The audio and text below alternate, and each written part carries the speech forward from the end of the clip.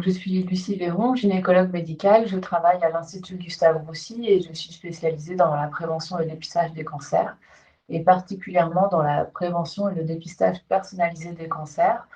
Pour cela, on a créé à Gustave Roussy un programme qui s'appelle le programme Interception de dépistage et prévention personnalisée des cancers chez les personnes à risque augmenté de cancer. Donc, ce n'est pas pour toutes les euh, personnes, mais c'est pour celles qui ont un risque augmenté en raison d'antécédents familiaux, par exemple, ou d'antécédents de lésions précancéreuses, ou en raison d'une mutation génétique.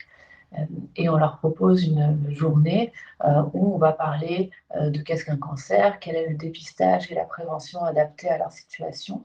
Et puis on leur explique ensuite qu'est-ce qu'il faut faire dans les années suivantes en termes de dépistage et prévention pour soit diminuer le risque de cancer avec la prévention pardon, ou soit détecter très tôt un cancer s'il survient. Et c'est donc ça s'appelle le programme Interception, que vous pouvez aller voir sur Internet.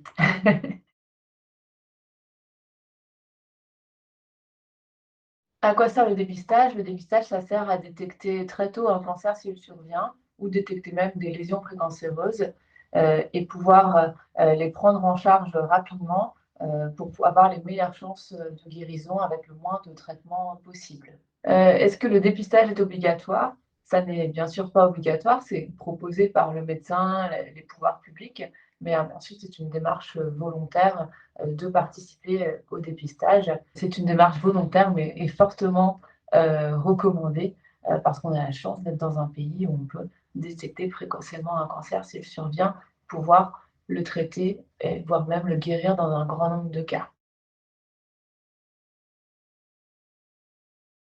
En fait, en France, il y a ce qu'on appelle le dépistage organisé, qui est organisé par les pouvoirs publics pour une grande partie de la population. Et c'est le cas pour le cancer du sein, le cancer du côlon et le cancer du col de l'utérus. En ce qui concerne le cancer du sein, les femmes entre 50 et 74 ans reçoivent un courrier les invitant à faire une mammographie tous les 2 ans.